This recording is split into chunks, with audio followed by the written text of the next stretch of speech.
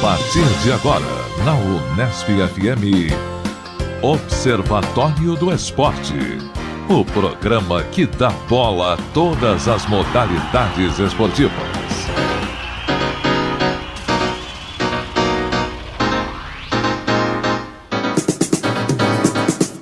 Olá, ouvinte da Unesp FM. Hoje é sábado, 7 de setembro de 2013. Começa agora o Observatório do Esporte. Eu sou Luiz Moraes. E eu, Júlio Penariol. No Observatório de hoje, informação e análise dos acontecimentos esportivos da semana. No programa de hoje, teremos a participação do técnico de natação, Thiago Sakamoto. Ele irá comentar sobre a falta de incentivo ao esporte na cidade e sobre a migração de atletas entre municípios. Muitos nadadores que treinam por aqui acabam competindo por outras cidades por falta de apoio. Além disso, vamos analisar a situação atual da natação brasileira. Um esporte que é sempre esperança de medalhas olímpicas para o país. Aqui no Observatório, a informação vai além das 4 linhas. Hoje na mesa teremos a participação de Tuca Américo, Fernando Martins, Vinícius Martins, Luiz Moraes e eu, Júlio Penariol. Vamos aos destaques de cada integrante, começando com Tuca Américo.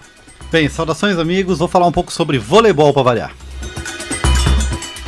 E você, Vinícius, o que você traz pra gente hoje? A iniciativa do Fábio Koff em acabar com o limite de estrangeiros sul-americanos no futebol brasileiro. Vamos para o destaque do outro Martins, não o irmão do Vinícius Martins, mas o Fernando Martins. Bom, vou falar um pouco sobre o Walter e uma matéria que saiu numa sessão da Carta Capital. E você, Luiz, o que você vai comentar pra gente hoje? Eu vou falar de Fórmula Indy, que infelizmente pode estar ameaçada nas TVs abertas brasileiras em 2014. E você, Júlio, o que preparou pra gente? Bom, vamos falar de um assunto aí que provavelmente todos da mesa vão querer comentar, que foi a eliminação da seleção brasileira de basquete na competição Copa América. E hoje o Observatório está realmente muito diversificado, vários esportes, começando com o voleibol de Tuca Américo. Vamos lá. Uma pergunta para essa mesa. Vocês conhecem uma pessoa chamada Walter Pitombo Laranjeiras? Não, o único Walter que eu conheço é o gordinho aqui que o Fernando vai falar no futebol. Ninguém conhece? Desconheço. Desconhece? E se eu falar Toroca, alguém conhece? Continua na mesma. Continua na mesma? Mas... E se eu disser Ari Graça, vocês conhecem? Aí sim. Quem que é o Ari Graça? Sempre ligado ao vôlei aí, ele é presidente da... Hoje é presidente da Confederação Internacional, da Federação Internacional de Voleibol. Era da CBV. Da CBV. Então, na verdade, é o seguinte, o grande Walter Pitombo Laranjeiras, o Toroca, completa semana 1 ano como presidente da Confederação Brasileira de Voleibol. E nem os atletas o conhecem. Ele é um cara discreto, né? Foi político em Alagoas durante muito tempo, tem aí seus quase 80 anos de idade, né? Grande fato, na verdade, é que ele é um ilustre desconhecido. E o que se comenta aí, a boca pequena, é que ele é um grande laranja do Ari Graça. O Ari Graça saiu da Confederação Brasileira, mas não saiu. Acabou deixando ali o Toroca meio que segurando a cadeira para que ninguém pegasse a cadeira. Para vocês terem ideia, na festa de lançamento da Superliga, os próprios atletas não conheciam o Toroca. Indagado, a mesma pergunta que eu fiz para vocês sabem quem é o Walter Pitombo Laranjeiras, quem é o Toroca? Ninguém sabia, né? Ainda achavam, vários atletas que não se identificaram, diziam, mas o presidente da CBF não é da CBV não é Ari Graça? Que eu saiba, é ele quem manda, não é? Exatamente, pra mim ainda era o Ari Graça, né? E qual é o cargo mesmo que ele ocupa hoje? Ele é o presidente da Confederação Brasileira de Voleibol. Ele era o vice do Ari Graça. Não, o Ari Graça hoje está na Federação Internacional de Voleibol. E o que o Ari, nesse 1 ano, é isso que ele já está no cargo, né? O que ele já fez pelo vôlei do Brasil nesse 1 ano no cargo? Foi ele que, por exemplo, introduziu essa regra dos 21 pontos no set ou não tem nada? Na verdade, a regra dos 21 sets é mais uma negociação com os canais de TV. A própria Rede Globo está com uma chamada dizendo que vai começar a Superliga, que vai ter essa novidade dos 21 pontos, né, que diz na chamada que é uma iniciativa para experimentar, uma iniciativa da Federação Internacional de Voleibol para experimentar uma nova forma de se jogar o voleibol. E na verdade o que a gente sabe é que é o interesse para que se diminua o tempo do jogo jogado em função da transmissão esportiva. Então fica aí, na verdade, eu não sei, não dá nem para vaiar, porque é uma pessoa que está passando invisível pela Confederação Brasileira de Voleibol, está segurando a cadeira por graça. Então acho que é uma situação muito preocupante, né? E se a gente, por um lado, tem o Ari Graça mandando no vôlei mundial, que pode render algum dividendo para nós, a Confederação Brasileira fica aqui meio que... Nas mãos de um laranja. Na mão de um laranja, que é o nosso Toroco. Bem, aí eu vou aqui provocar o Zeca Marques, que sempre que eu falo de voleibol, eu falo com uma certa constância, né? Um pouco, Um né? pouco, né? Ele critica e fala que o vôlei é um esporte chato, ele vai pedir o direito de resposta, né? Então o Zeca Marques está em Manaus participando do Congresso Brasileiro da Intercom, né? Da Sociedade Brasileira de Estudos Multidisciplinares da Comunicação. Mas com a vitória, e aí sim meu aplauso, a vitória da seleção brasileira feminina no Grand Prix, uma vitória inquestionável, ganhou todos os jogos de 3-0, uma equipe bem renovada, né? E com essa vitória o Brasil voltou a ocupar o primeiro lugar do ranking da Federação Internacional de Voleibol. Então o Brasil está em primeiro lugar, Estados Unidos em terceiro, Brasil em primeiro, Estados Unidos em segundo, Japão em terceiro, Itália em quarto, China em quinto, Rússia em sexto, a Sérvia em sétimo, a República Dominicana, que tem um técnico brasileiro, está em oitavo lugar, a Alemanha em nono e a Coreia em 10º lugar. Então temos aí o ranking feminino. Esse ranking leva em consideração os resultados obtidos em 5 torneios.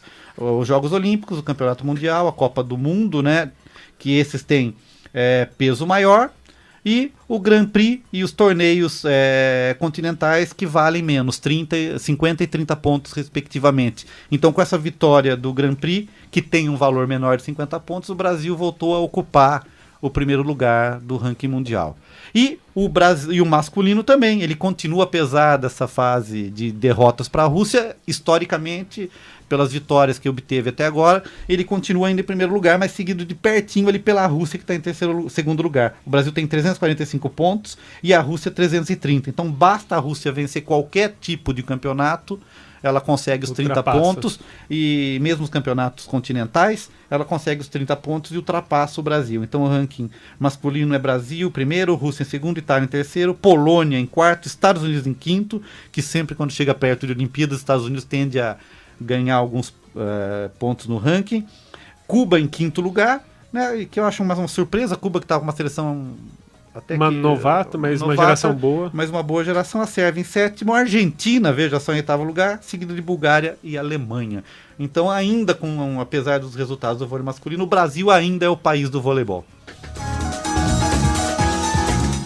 Passamos a bola então agora para Vinícius Martins e seus comentários estendidos. Essa semana, o presidente do Grêmio, Fábio Koff, ele puxou uma iniciativa junto a outros clubes e a Federação Gaúcha de Futebol para que jogadores nascidos em países que fazem parte do Tratado de Assunção não sejam considerados jogadores estrangeiros no futebol brasileiro.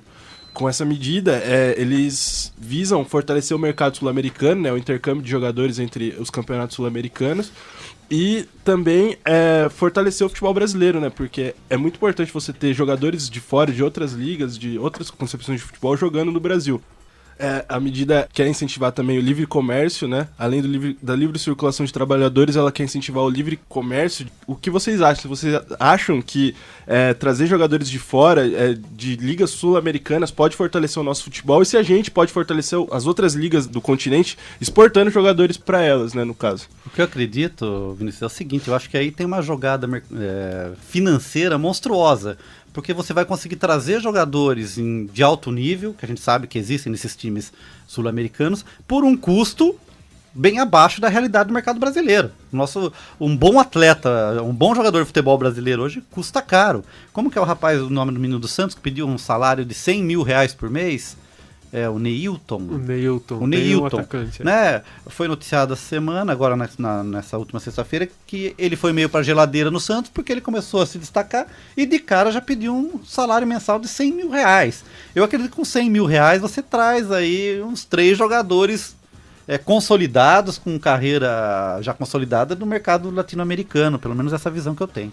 O Luiz pode falar melhor sobre o Grêmio, mas parece que tá defendendo uma causa própria aí o Fábio Koff, né? Porque o Grêmio tem muitos jogadores estrangeiros e não consegue colocar todos em campo, né? Exatamente. O Grêmio hoje conta com 4 estrangeiros, curiosamente de 4 países diferentes, né? Um uruguaio, o Maxi Rodrigues, paraguaio, o Riveiros, o chileno Vargas e o argentino Barcos. Todos dessa Com exceção do Chile, todos fazem parte do Tratado de Assunção. Exatamente, mas colocando o jogador paraguaio, o argentino e o uruguaio nessa conta, o Vargas, que é o chileno, ele consegue jogar tranquilo sem ter a restrição. E isso pro Grêmio está sendo um problema, porque o Max Rodrigues está indo para o banco, mas é um jogador que tem potencial de sair do banco e resolver uma partida. Mas ele não vai poder fazer isso quando os outros 3 que são titulares no time hoje estiverem jogando. Então realmente é um pouco por causa própria. E pensando como gremista, tem que fazer mesmo, tem que realmente aumentar esse limite, pelo menos fazer uma flexibilidade maior.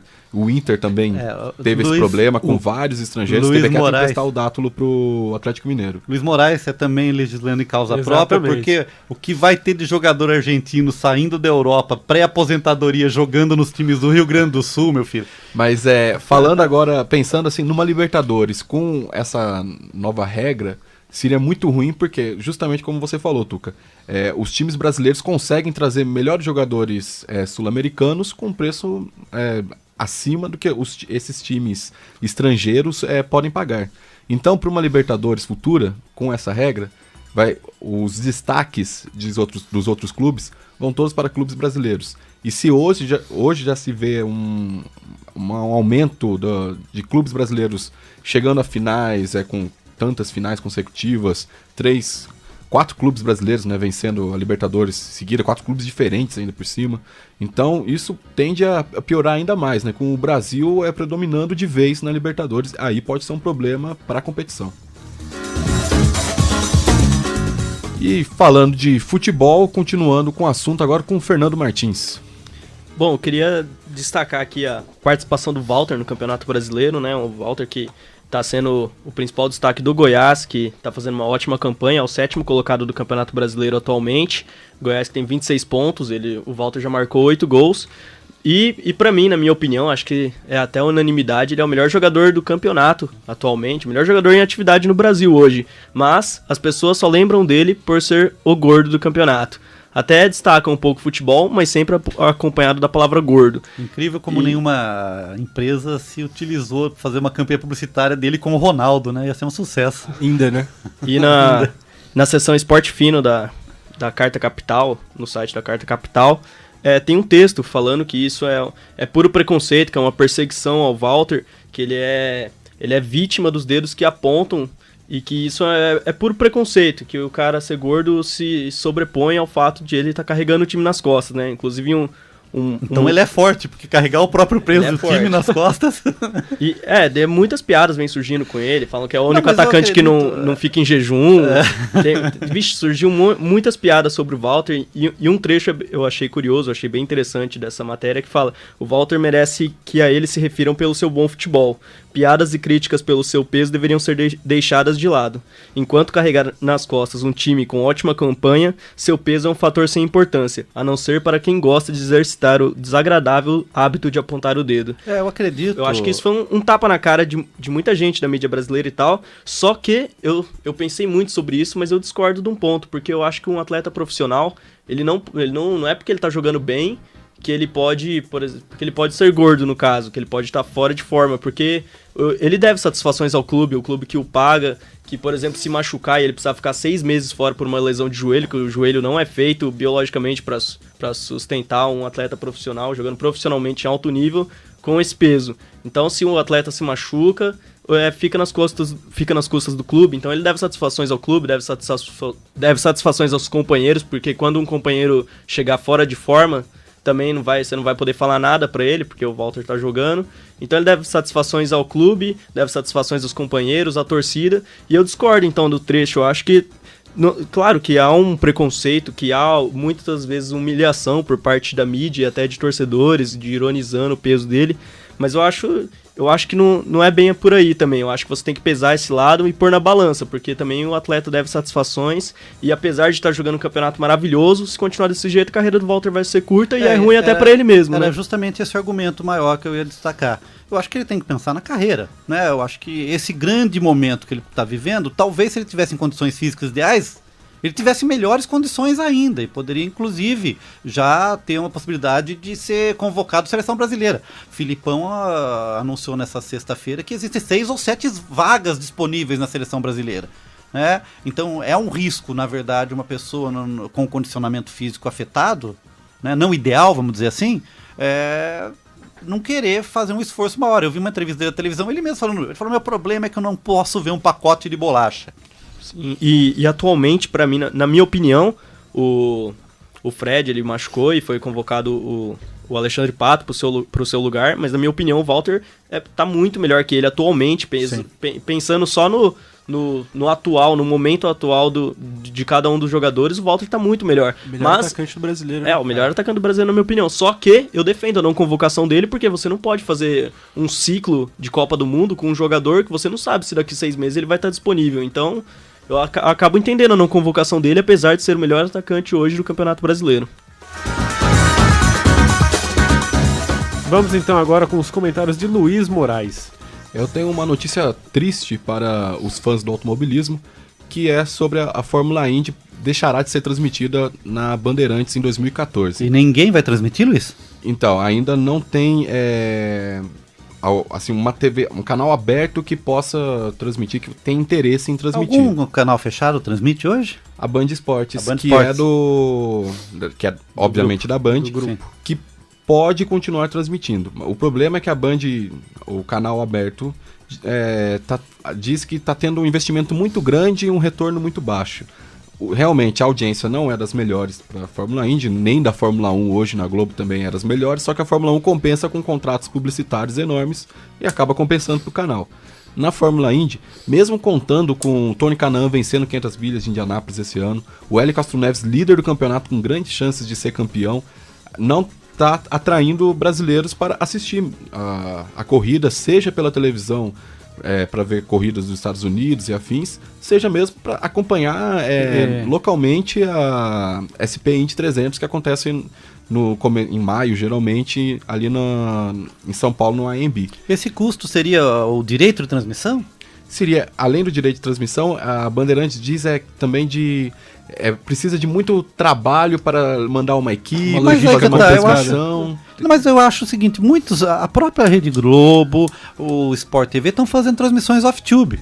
Ou seja, aquelas em que não se manda equipe, né? O narrador aqui, o comentarista acompanha a corrida por um monitor aqui no estúdio no Brasil.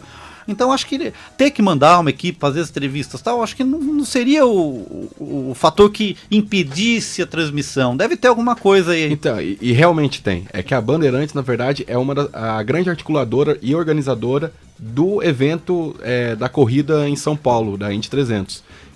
E lá é onde ela gasta muito dinheiro, realmente. Você acha então que a corrida ponto. de São Paulo também corre o risco de não ser realizada, Luiz? Exatamente, então, o fator porque seria esse. A Bandeirantes saindo, né, desse pacto, a corrida o evento vai perder o principal, não só patrocinador, mas organizador também da corrida.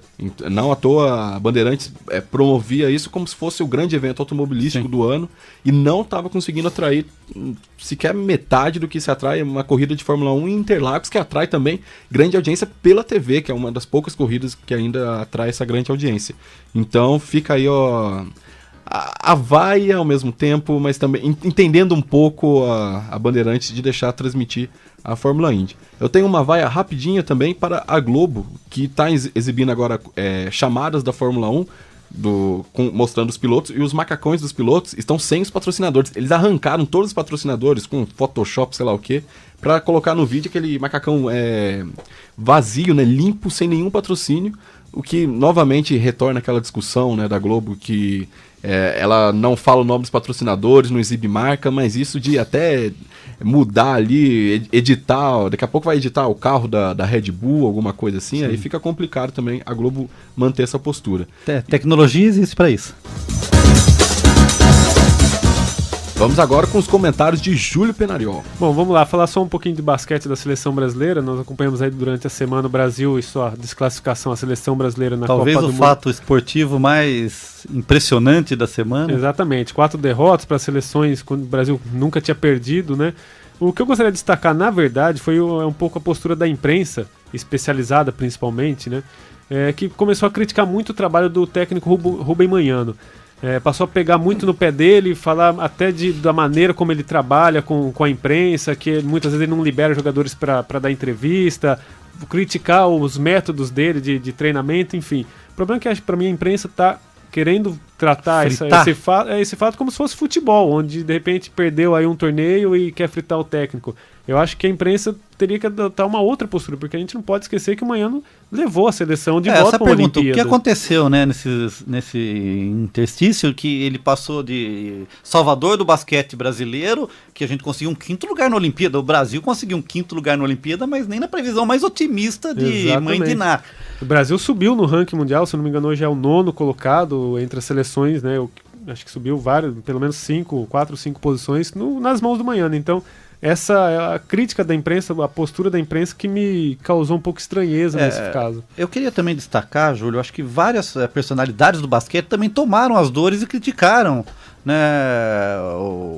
o Rubem Manhano. Então teve Oscar, Hortência, e o que me deixou um pouco incomodado, uma entrevista do nosso grande jogador, o Marcel, né, um ídolo do basquete, um ídolo particular, não esqueço nunca no Mundial de 80, ver o Marcel fazendo a última cesta, que o Brasil ganhou o 3º lugar no Mundial da Itália. No último segundo ele fez um arremesso do meio da quadra e a gente virou o jogo, né?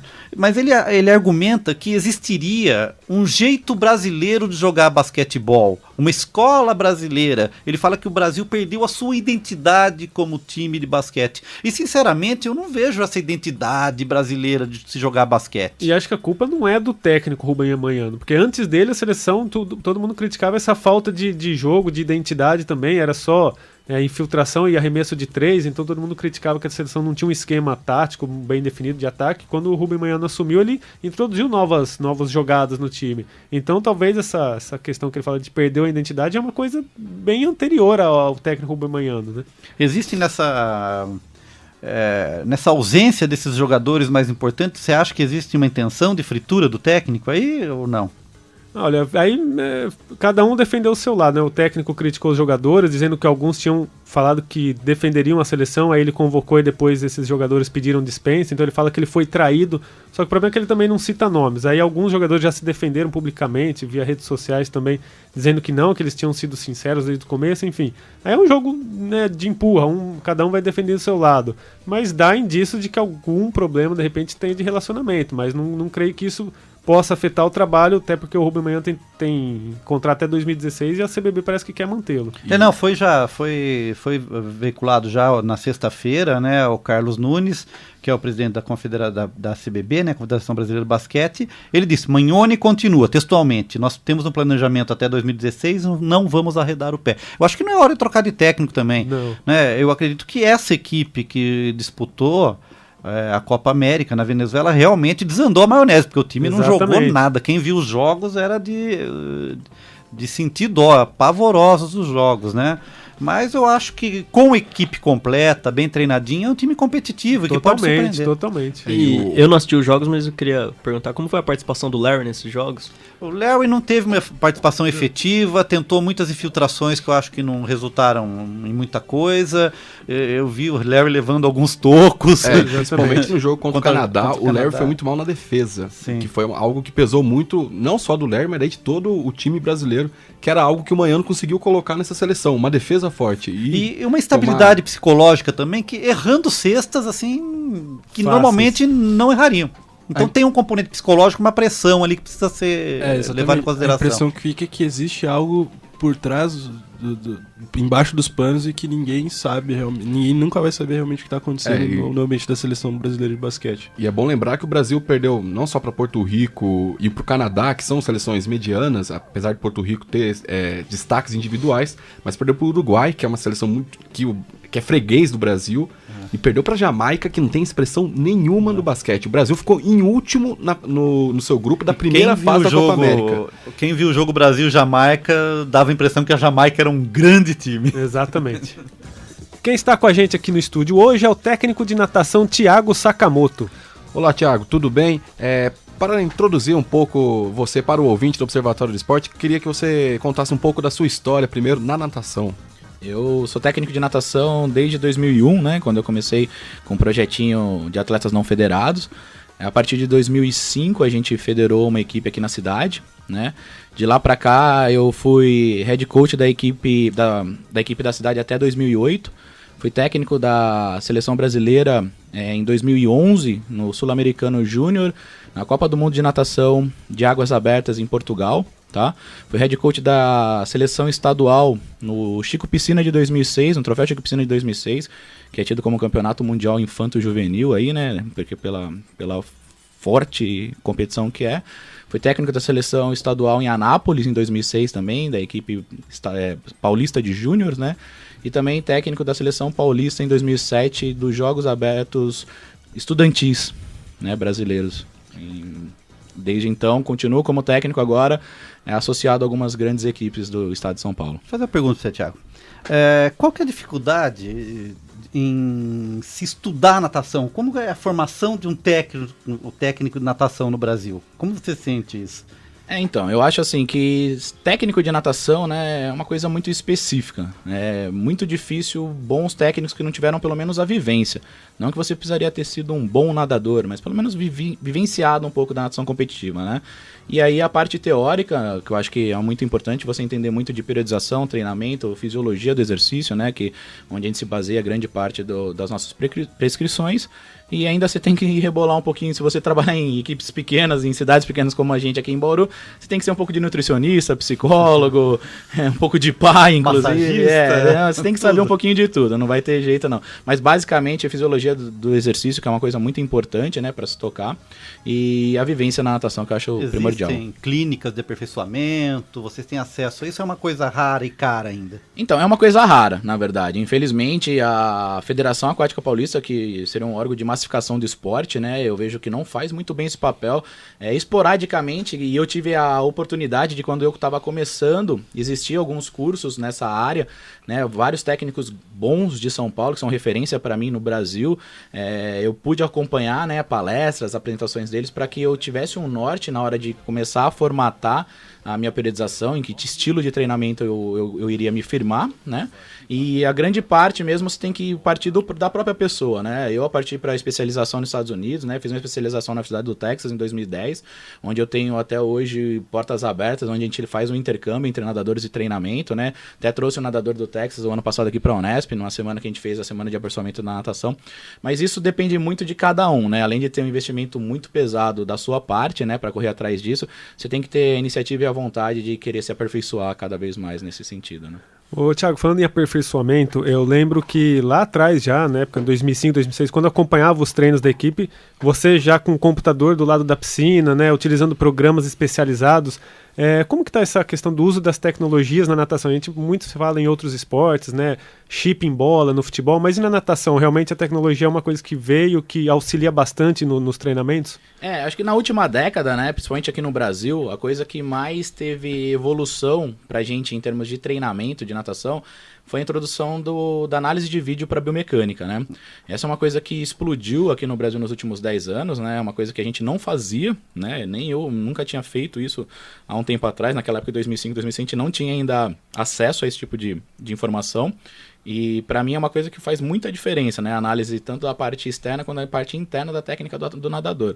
Isso ajuda demais para o técnico, já num nível avançado de treinamento, né? De correção e tudo mais. E vocês têm acesso à tecnologia aqui em Bauru? Sim, eu faço, né? Por conta, meio que na gambiarra, né? A gente não tem exatamente todo o equipamento, porque é muito caro, né? Sim.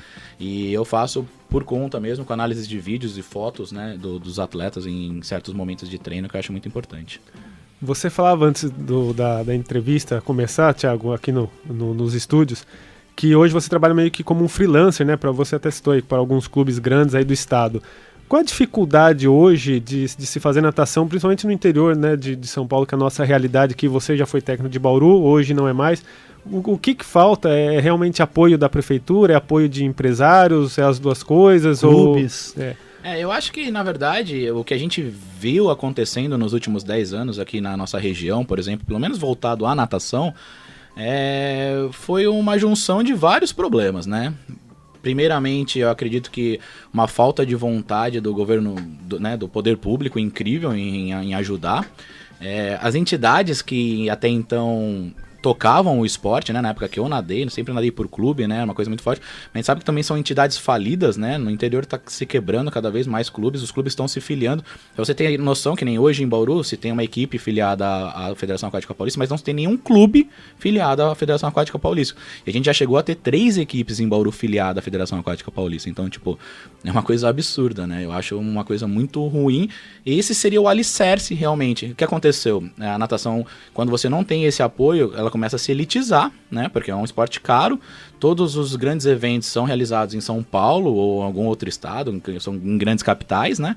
E você tem um custo muito grande para isso. Então, eu acho que esse foi o início do fim que está se arrastando e, infelizmente, a previsão é que cada vez piore muito mais. Eu vejo isso de uma forma muito triste, né, Thiago? Eu fui atleta de vôlei na década de 80, começo de 90, e a gente participava muito de jogos regionais, jogos abertos, e vários clubes aqui da região eram representativos. A gente tinha a Associação Atlética Botucatuense, que chegou durante um tempo a ter uma equipe razoavelmente forte. Marília já chegou a ter uma bela equipe de natação. Bauru também tem história na natação. E você vê que isso realmente estava atrelado aos clubes, né? E eu vejo, hoje a gente comentou várias vezes no programa, já que a gente sente falta, né? Você comentou que trabalha com os atletas hoje, depois você explica isso pra gente, até no máximo juvenil, né? E o que a gente sente é que existe um problema muito grave quando o jovem fala assim, eu vou me dedicar ao esporte ou eu vou para uma faculdade? Coisa que você fez estágio nos Estados Unidos, você estudou lá, fez uma especialização, você vê que o atleta tem uma continuidade patrocinada pela universidade. Então ele garante a sua formação, sua renda e continua sendo atleta. No Brasil, o atleta tem que decidir, ou ele vai treinar, arranjar um patrocinador, ou ele tem que fazer faculdade. Então, um dos problemas é essa ausência de esporte universitário no Brasil, você concorda? Eu acredito nisso friamente, né? Aí seria o lance de a gente se aprofundar ainda mais no problema do esporte como um todo, né? Não teria nem como a gente ousar em comparar o que a gente tem hoje aqui no Brasil com o que é praticado, por exemplo, pelas universidades americanas, que para mim é o maior e melhor modelo que existe em termos de esporte amador, principalmente, que a natação seria, na verdade, um esporte amador, né? Mas eu acho que isso se agravou muito com a queda dessas entidades que até então bancavam o esporte. Então o que acontece? Hoje o atleta chega num certo ponto onde é um custo muito grande que é ministrado pelos pais e tudo mais, e a gente sabe que a maior parte das pessoas acabam ainda fazendo uma faculdade particular, não uma faculdade pública, né? Não tem acesso a isso. Aí limita ainda mais esse tipo de evolução. E a gente sabe, por experiência, por estudos científicos e tudo mais, que os atletas começam a ganhar forma mesmo para alto rendimento, por exemplo, a partir dos 20 anos, né? Se a gente podar isso aos 15, 16, realmente traz você a uma outra realidade de esporte, que na verdade é o que eu acabo todo fazendo mesmo, porque a gente não é nem por opção, é por falta de continuidade possível dos atletas. Bem, a gente estava conversando nessa gravação, você falou pela essa sua opção em trabalhar com atletas muito jovens, né? E você disse que existe encaminhamento, um convênio com clubes, né, para que você possa dar continuidade, aí por conta dos clubes, para que os atletas possam se desenvolver na carreira e se tornarem talvez um nome da natação no Brasil. Você poderia explicar um pouco melhor para a gente como é que funciona isso?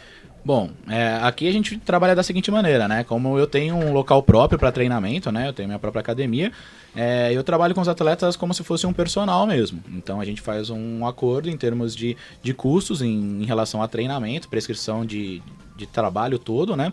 E junto com isso a gente tem aí, por minha parte, né, um tipo de sociedade com o Esporte Clube Corinthians Paulista em São Paulo, né? Onde eu tenho grandes amigos. É um trabalho, um programa de treinamento que se assemelha muito ao meu, seria uma continuidade bem padronizada do que eu faço aqui, o que eu prego desde o início, né, na parte de infantil e petis, que seria o início da carreira de cada atleta. E, para mim, hoje é uma das maiores e melhores estruturas no Brasil em termos de continuidade, né, e profissionalização do esporte, né? A partir dos 16, 17 anos os atletas já passam a receber um salário, tem moradia, tem bolsa de estudo, né? Aquela coisa de tentar casar, porque eu também acho, porque como a natação, infelizmente aqui no Brasil até dá um certo dinheiro numa época inicial dos atletas, mas não é um salário que vai te render pro resto da vida como um futebol, né? Que se fosse um jogador de futebol que poderia trabalhar por 10, 5 anos e depois ainda ter assegurado um futuro mais tranquilo. A natação não dá tudo isso de dinheiro. Então eles inclusive oferecem essas bolsas de estudos, né? Que eu acho sensacional. É uma faculdade privada, lá próximo ao Corinthians também, onde casa isso, né? A estrutura do clube, que tem fisioterapeutas, massagistas, tem um acompanhamento todo de uma equipe multidisciplinar, um complexo aquático fantástico, uma comissão técnica muito qualificada, além de moradia e estudo bem próximo. Então o atleta meio que vive ali no Tatuapé, né? E tem tudo a seu dispor. Então, para mim, foi muito legal isso, né? Essa proposta que a gente teve levado ao Corinthians. E a gente tem esse acordo aí em tá fazendo essa parceria aí por um bom tempo. Há outros clubes, como o Corinthians, que em geral são mais envolvidos com o futebol, mas que estão agora explorando outros esportes. E, por exemplo, como o Corinthians mesmo. Sim, investindo A gente tem outros exemplos até que faziam isso, como o Flamengo, por exemplo. Exato. No futebol, infelizmente, não, né? A gente tem no Rio o Flamengo e o Fluminense, mas que vivem em uma gangorra ali, né? Porque a última presidenta era uma nadadora, né? A Patrícia Morim foi uma atleta olímpica, inclusive. Então ela conseguiu dar uma conotação de natação pro clube novamente, que na década de 80 e 90 foi um grande expoente da natação brasileira, mas que infelizmente foi só trocar de diretoria, aquele problema de todos os clubes, né? Trocou de diretoria, mudou a filosofia, mudou o custo, mudou tudo, então os caras jogam no lixo, eles invertem a direção totalmente. Agora eu citaria outros grandes clubes do Brasil, né? Como tem o Minas Tênis Clube, né? Que não é um clube de futebolístico, é um clube civil, né? Em Belo Horizonte, que faz um trabalho incrível mesmo, o próprio Grêmio Náutico União em Porto Alegre. Atual campeão do José Finkel, né? Atual campeão do José Finkel, exatamente, né? Tem um plantel fantástico. O próprio Grêmio Náutico União de Porto Alegre, que é uma equipe muito boa, né? O Curitibano de Curitiba e o Esporte Clube Pinheiros, né? Que é uma grande potência em São Paulo também, trabalham dessa maneira. Thiago, comecei. Thiago, o Brasil teve no tênis o Guga, né? Que foi talvez o maior tenista aí do país na história, só que pelo que a gente nota, o Brasil não aproveitou o efeito Guga para se criar novos tenistas, né? Você acha que a natação está no mesmo caminho com o Cielo, com o Thiago Pereira, que são aí hoje grandes nadadores, né? Competindo com os melhores do mundo e conseguindo bons resultados, mas o Brasil ao mesmo tempo não faz esse trabalho de base, não está aproveitando de repente esses resultados deles para incentivar outros nadadores? Bom, ao meu ver, o Brasil faz isso muito bem feito, né, no sistema de não utilizar ótimos ídolos para se massificar o esporte desde a década de 80 na natação, né? Tivemos o Ricardo Prado, ninguém aproveitou coisa nenhuma dele, né? Depois de 10 anos esperamos talentos de Gustavo Borges e Fernando Scherer, que novamente não aconteceu, né? A gente vive de talentos esporádicos, né? Que é o caso do Thiago Pereira e do César Cielo, né? Infelizmente, realmente não se é feito nada por parte, ao meu ver, que quem seria o responsável por isso seriam as confederações e federações estaduais, né?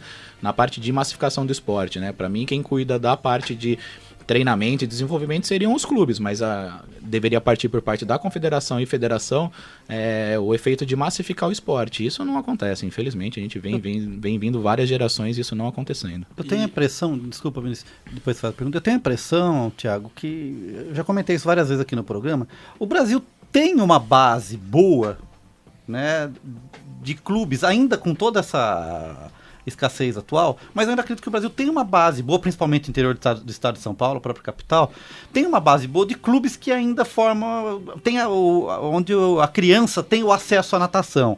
Eu acho que você acredita que o problema está no que a gente estava discutindo antes, esse miolo de como dar a subida, de deixar de ser amador para poder se dedicar especificamente ao esporte, porque a gente tem uma base forte de judô, por exemplo, no Brasil, e o judô tem certo resultado. Né? Eu acho que o judô, de certa forma, é um pouco mais profissional hoje, atualmente, do que a natação. Então, analisando mais a fundo, assim, é uma opinião que eu já tenho há algum tempo, né? Desde a época que eu era técnico de um clube aqui em Bauru. Para mim, o grande problema é o alto custo da natação, entendeu? Sim. Tipo, hoje, para você ter uma noção, que nem a minha academia, ela não pode ser federada, e eu poderia ser um ótimo polo de treinamento de atletas. De repente, tem tantas academias em vários lugares aqui em estado de São Paulo que você poderia fazer uma iniciação num local como esse. Mas o que acontece? O custo é o mesmo de um clube. Então ficaria totalmente inviável, que nem o Pinheiros, por exemplo, hoje. Eu vou usar até o exemplo do Corinthians, né? Que é uma equipe que a gente é parceira. Tipo, o meu custo mensal de federação é o mesmo do Corinthians, que é um absurdo isso. Eu tenho lá 5, 7 nadadores que podem vir a ser federados um dia. O Corinthians tem 2.000 crianças na escolinha. Não existe um projeto de se ampliar a quantidade de locais para as crianças fazerem a natação. Para mim, esse é o maior problema. E estamos indo, na verdade, na contramão, que como as entidades estão quebrando por problemas financeiros, e um dos primeiros códigos a ser feito é a federação. Seria simples assim. Se eu tenho um clube que não é um expoente de nada, se eu sou o presidente do clube, não tô fechando as contas, eu cortaria a federação do meu clube de repente, porque pro sócio acaba sendo a mesma coisa. Tem um ou outro atleta que realmente quer continuar prosseguindo. Senão ele não precisa estar vinculado à Federação Aquática Paulista. Então a queda na água é muito cara. Em competição a gente paga por queda na água, né? A mensalidade de federação é muito alta e não existe nenhum projeto para aumentar. Vem se perdendo a quantidade de entidades, só que acontece, eles revertem isso no aumento de mensalidade anual, então a receita em si acaba não afetando. Mas é uma conta, para mim, totalmente burra, né? Desculpe dizer, mas esse é o meu modo de entender. Diante desse cenário que se encontra na natação brasileira atualmente, quais são os reflexos disso para o ciclo de 2016 no Rio de Janeiro, nas Olimpíadas? Como é que você enxerga o momento atual da natação em relação às Olimpíadas de 2016 no Rio de Janeiro? Pra mim a natação continua patinando, né, como nos últimos 30 anos. A gente vive de talentos esporádicos, né? Acabou um campeonato mundial júnior agora, onde o Pedro Vieira, né, um atleta amigo meu, inclusive, lá do Corinthians, foi a única medalha do Brasil, né? Ele foi bronze no 100 metros borboleta. É um ótimo nadador, mas novamente a gente volta, né? É um atleta bom, treinando num clube bom, num programa bom, mas foi a única medalha do Brasil no Mundial Júnior. Então, essa seria um ótimo espelho pensando em 2016. O que a gente tem a esperar? Nada, né? De verdade. Nós temos, de novo, o César Cielo, 4 anos mais velho, o Thiago Pereira, 4 anos mais velho, e de repente o que tem subindo de geração? Não dá mais tempo, faltam 2 anos e meio, quase 3 anos. A gente pode esperar alguma coisa do Pedro, de repente, né? Que foi o único atleta a medalhar no Mundial Júnior.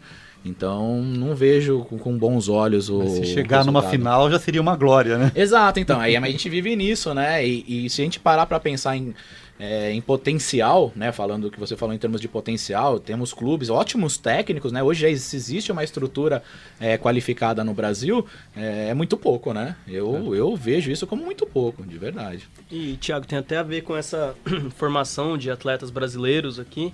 Eu queria saber o que você pensa, já que a gente sente essa falta de uma formação de nadadores aqui no Brasil, o que você pensa desse intercâmbio de atletas estrangeiros? Por exemplo, só no Minas Tênis Clube foram 3 holandesas que eu vi que foram finalistas de provas. Teve também uma argentina, Júlia Sebastian, do Unisanta também, que bateu o recorde de campeonato também, agora no José Finkel, que é uma espécie de campeonato brasileiro da natação, né?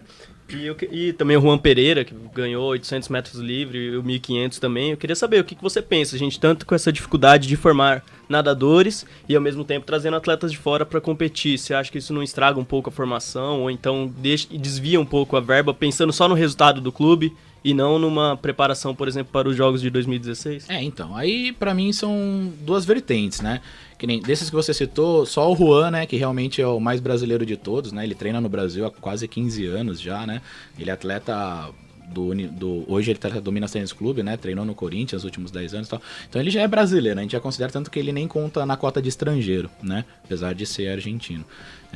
Os outros atletas realmente fica naquela coisa de brigar por pontos e tudo mais, pro Campeonato Brasileiro Absoluto, que é o José Finkel, né?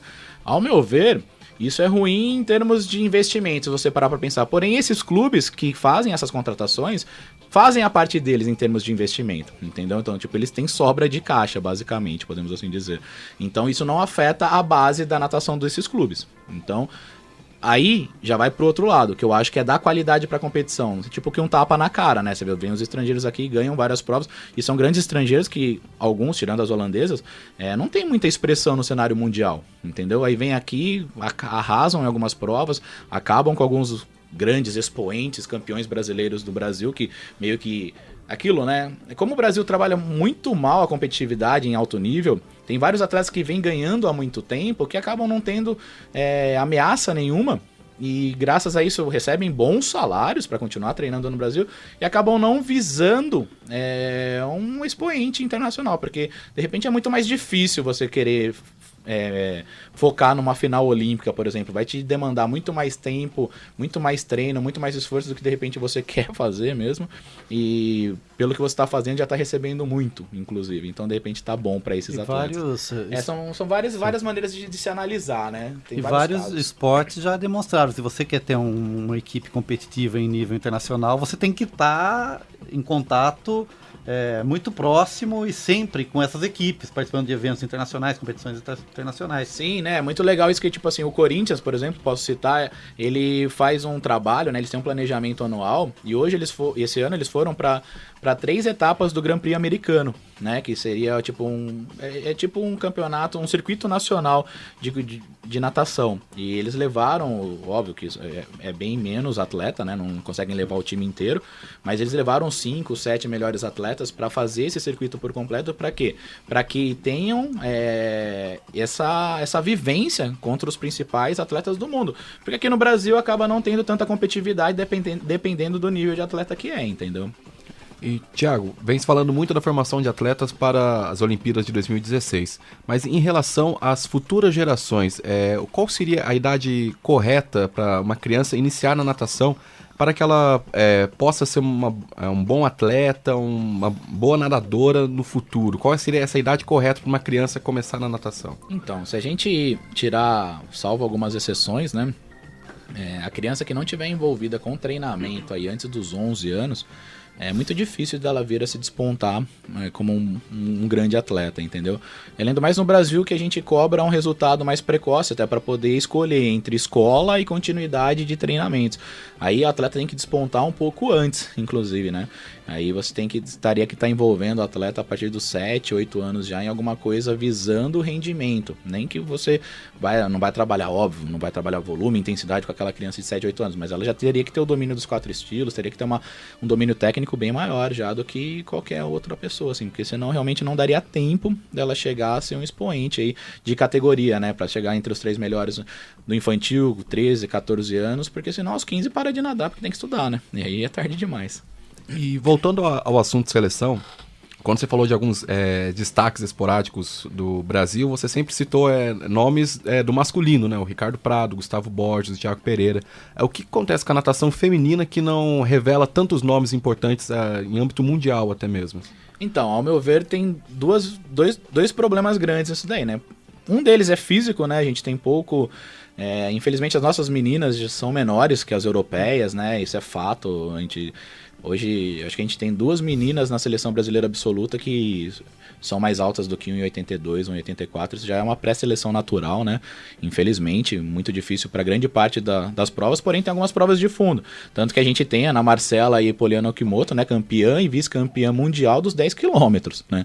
Aí sim é o único expoente feminino que a gente tem na natação.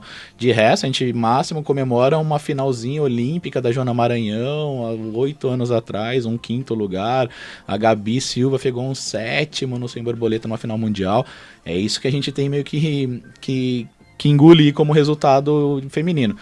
Também o problema das meninas, a gente tem uma dificuldade, né, de precocizar o treinamento aqui. As meninas sofrem muito com o treinamento e não é da sociedade, né? A natação é um esporte muito sacrificante, né? Então, muitas mães, assim, eu tenho alguns atletas, inclusive, que mãe fica, mas tadinha, né? Treino sábado de manhã, infelizmente é cultural nosso, né? E aí é tarde demais pra gente conseguir reverter isso em alguma coisa em termos de resultado. Então, realmente, a natação brasileira é muito aquém, a feminina é muito aquém da masculina, isso não tem dúvida nenhuma. Uma curiosidade que eu acho que os ouvintes devem ter, eu tenho também. O que é uma rotina de treino na natação? Então, a gente poderia dividir em 2 partes aí, né? Primeiro, uma que eu falo é a formação, né? Que seria até os 16 anos, né? Então vamos pôr, de 13 a 16 anos, o atleta teria que estar disposto a treinar cerca de 2 horas e meia de água por dia, né? Chegando perto de um volume de 45 a 60 quilômetros por semana de água, né? E mais no mínimo 3 sessões de fortalecimento, musculação, parte física, né? Óbvio que não aos 13 anos, você não faria musculação. A gente faz um trabalho... Eu acredito muito na parte física em termos de funcional, né? Eu uso muito o trabalho funcional para ganho de força dos meus atletas. Então, pelo menos de 3 a 4 sessões semanais, que aí adicionaria de 1 hora, mais 1 hora e meia, 4 vezes na semana. É uma rotina de treino meio exaustiva para quem tem o dia para estudar, fazer tarefa. E cada vez mais as escolas, né, que nem como tá elitizado, principalmente o meu grupo, assim, né, tem um pessoal de um poder aquisitivo um pouco maior, então tem uma cobrança muito forte da escola em termos de rendimento, de nota. Não quer nem saber se você é atleta, se você não é atleta. Não tem ajuda nenhuma por parte das instituições de ensino para conseguir colaborar aí com as duas funções das crianças, né? Então, é pesado, fato, é pesado. Tem que querer muito, basicamente. Ô, Thiago, eu tenho uma dúvida.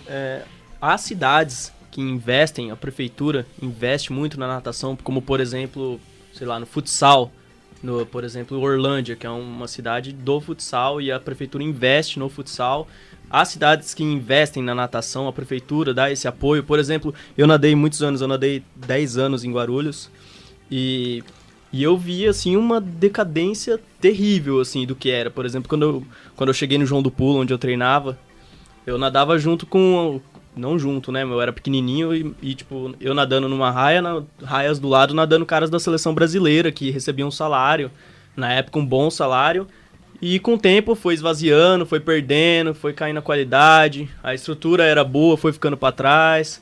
Depois de muito tempo, reformaram a piscina e acabou que praticamente morreu. A natação em Guarulhos perdeu força. E essa é a minha dúvida. Eu tenho a impressão de que as prefeituras pararam de investir um pouco na natação. Não sei se não dá retorno, se não deu. Como é que foi essa coisa, assim? Eu queria que vocês... Tem alguma prefeitura que ainda investe pesado na natação? Tem. Eu acho que assim, na verdade, que nem se a gente pegar o último resultado, né, dos Jogos Abertos do Interior aqui em Bauru, por exemplo, as 3 primeiras cidades, né, são 3 polos de natação de alto rendimento no Brasil, onde são bancados, pelo menos por grande parte, do poder público, né, da prefeitura, que foi São Caetano do Sul, né, Piracicaba, que é a cidade parceira nossa, né, inclusive a gente ficou em terceiro ano passado aqui ajudando a cidade de Piracicaba ficar em terceiro pela primeira vez na história, assim, a natação de Piracicaba ficou em terceiro nos Jogos Abertos do Interior, era um foco, era um objetivo da prefeitura, né, alcançar isso daí, então todo o dinheiro vem da prefeitura ali mesmo. A gente tem outras cidades como Santos, né, e São Bernardo, que também investem na natação, de uma certa forma, entendeu? São poucas as cidades, fato. Porém, são cidades que já tradicionalmente revertem parte do dinheiro para a ajuda da prefeitura. Mas sempre, em todas as cidades, existem aí tirando São Caetano, onde que realmente vem quase que 100% da prefeitura, o resto depende muito de uma parceria entre entidades, né, clubes e prefeitura, né? E Santos, no caso, é a Universidade de Santa Cecília, né, que trabalha junto com a prefeitura de Santos. Sim, e só complementando, por exemplo, Piracicaba, que vocês ajudaram a conquistar esse terceiro lugar inédito, esse projeto continua. Por exemplo, na próxima edição de Jogos Abertos, eles vão estar no topo ainda. Continua, né? Na verdade, o que acontece? O terceiro lugar inédito de Piracicaba ano passado, que a gente tinha 6 atletas nossos aqui treinando em Bauru e defendendo Piracicaba, alavancou o projeto de Piracicaba para esse ano, né? Que, para você ter uma ideia, Piracicaba fechou o contrato com o César Cielo, né? Para nadar os Jogos Abertos do Interior esse ano. Então, tipo assim, foi um salto ainda maior, né? Trouxeram o melhor nadador do mundo nas provas de 50 e 100 livre para defender a cidade nos Jogos Abertos do Interior. Então, realmente, depende demais da conotação administrativa que a prefeitura quer dar para o esporte, né? O Fernando tinha comentado sobre a vinda de atletas estrangeiros da natação de fora para o Brasil e a saída de brasileiros para fora. Existem muitos brasileiros que preferem treinar fora do país por procurarem estruturas melhores para o rendimento deles na natação? Então, hoje não mais, né, assim, nos últimos 7, 8 anos podemos colocar aí que existiu uma reorganização dos grandes clubes brasileiros, que existem esses espaços, né, são poucas vagas, infelizmente, porque são poucos clubes que investem dessa maneira no alto rendimento da natação, mas que os atletas não mais precisam sair daqui para ter estudo, moradia e o salário que se ganha hoje aqui no Brasil, atletas de ponta, não se ganha lá fora, né? Para começar, se você for um atleta universitário, você não pode receber dinheiro, senão você fica inelegível à liga universitária NCAA, né? Então, muitos não estão mais fazendo esse caminho, que foi muito feito na década de 90, né, na geração Xuxa e Gustavo Borges, que onde só tinha qualidade, só buscava qualidade de treinamento quem conseguisse ir para os Estados Unidos, né? Hoje é uma verdade, óbvio que é a maior escola, onde tem mais espaço e tal, só que os bons atletas brasileiros hoje eles treinam no Brasil. Jogar um pouquinho de pimenta.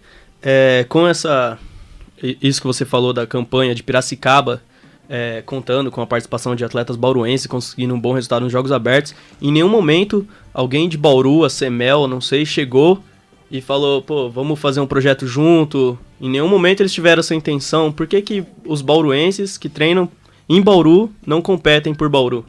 Então, na verdade, eu não sei te dizer isso daí, né? Aqui em Bauru a gente teve essa última edição dos Jogos Abertos do Interior, né? Onde Bauru não conseguiu nenhuma medalha na natação, né? Na primeira divisão.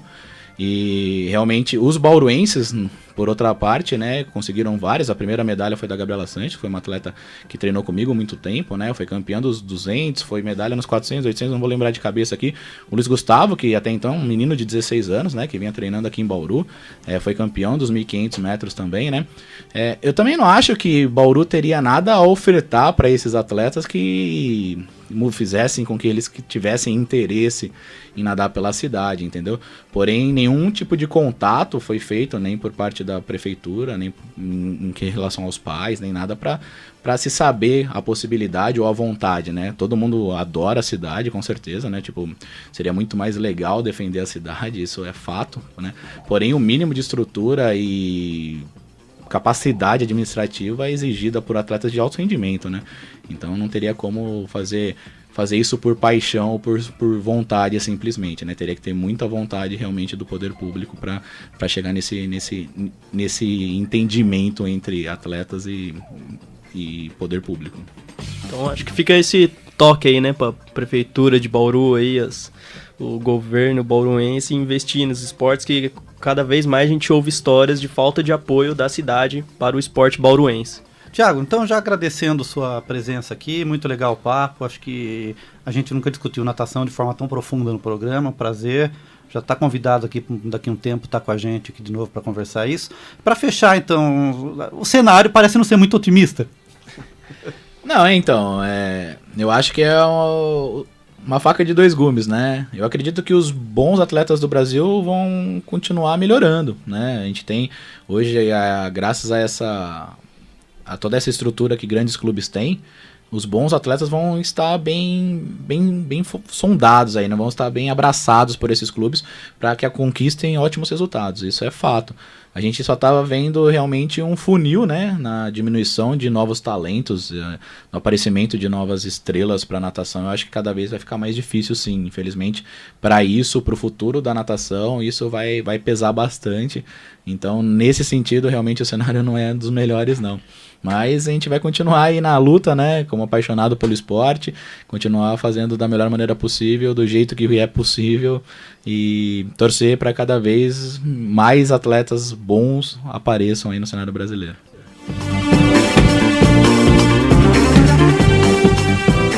Você ouvinte do programa que acessa as redes sociais, curta nossa página no Facebook. O endereço é www.facebook.com/Observatório do Esporte. Repetindo, o endereço da nossa página é www.facebook.com/Observatório do Esporte. Acesse também o blog do nosso programa. O endereço é www.observatoriodoesporteunesp.blogspot.com. Repetindo, www.observatoriodoesporteunesp.blogspot.com. O Observatório do Esporte chega ao fim. Locução de Júlio Penariol e Luiz Moraes. Comentários de Tuca Américo, Fernando Martins e Vinícius Martins. Equipe de reportagem: Fernando Martins, Marina Goulart e Vinícius Martins. Direção de Fábio Fleury. Produção técnica de Silvestre Oliveira. O Observatório do Esporte é um projeto de extensão universitária financiado pela PROEX, a Pró-Reitoria de Extensão da Unesp. O Observatório é coordenado pelos professores doutores Marcos Américo, José Carlos Marques e Carlo Napolitano. Até a próxima semana. Até lá, Observatório do Esporte, informação além das 4 linhas. A Unesp FM apresentou Observatório do Esporte, o programa que dá bola a todas as modalidades esportivas.